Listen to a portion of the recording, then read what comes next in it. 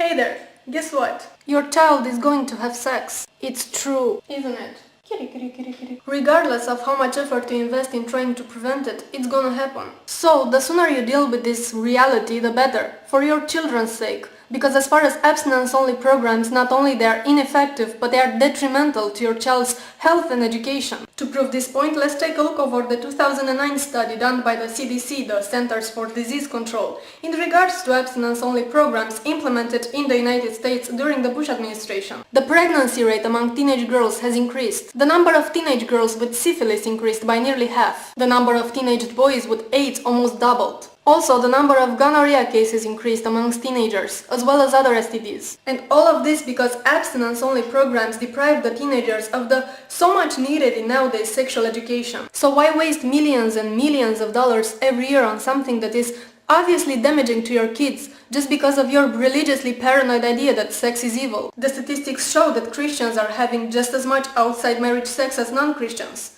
And the kids subjected to abstinence-only programs are just as likely to have sex. The only difference is they will be less informed and therefore more exposed to sexual transmitted diseases and unwanted pregnancies. And when you're preaching them about how evil premarital sex is, are you even considering that they may get into a marriage they will later regret just because they're sexually frustrated?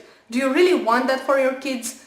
Because, again, divorce rate among Christians is just as high as with non-Christians. This idea that sexual education will turn your daughter into a hoe is unfounded, ignorant and dangerous. You take a teenager dealing with newfound sex urges fueled by hormonal changes and mix that with lack of sexual education, and they will end up one night accidentally getting drunk and accidentally having sex, resulting in an accidental pregnancy with an accidental STD on top of that. And by the way, letting your pastor teach your children about sex is about as smart as taking driving lessons from Britney Spears. When you are driving at night time, nothing improves your vision, and driving ability is better than a nice pair of dark sunglasses. If that doesn't work, you can always cover your face with a fashionable designer hoodie. I think you know what that inevitably results in. Accidents.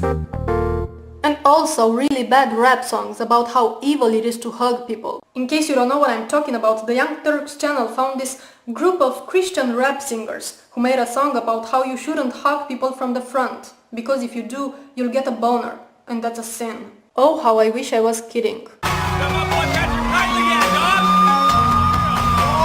give me that Christian side hug, that Christian side hug, give me that Christian side hug, that Christian side hug. I'm a rough rider, filled up with Christ's love. Give me that Christian side hug, that Christian side hug.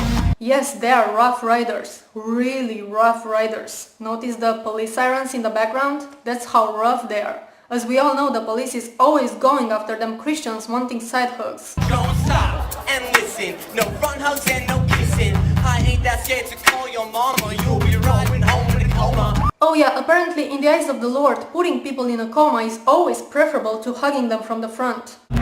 We be walking like, we be talking like, we be side hugging every day and night. Side hugging every day and night? I bet that's exhausting. I'm going global, cause you don't know me. I'm buying babies like Angelina Jolie. What? I'm not even gonna bother. If a girl walks up with her arms spread wide and she's front hug down without looking her eyes, you better turn to the side. Oh baby, the evil girls coming up to hug you with that lustful look in their eyes.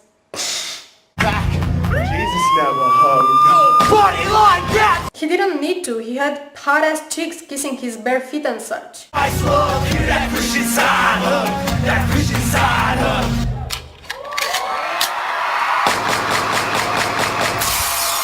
And they all get shot to death at the end, which further supports their anti-hug message, right? Actually, the message that I get from that thing that we just heard is that Christians are total perverts. Now see what abstinence does? You have all those Christian kids who cannot give an innocent hug without thinking about sex. Perverts.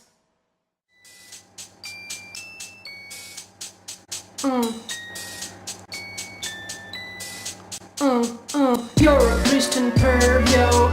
A Christian perv, yo. You're a Christian perv, yo. Can't give no hugs, no. You're a Christian perv, yo. A Christian perv, yo. You're a Christian perv, yo. Can't give no hugs, oh no. Don't give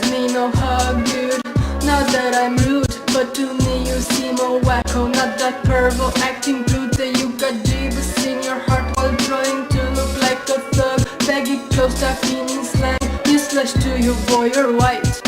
You're a Christian perv, yo. A Christian perv, yo.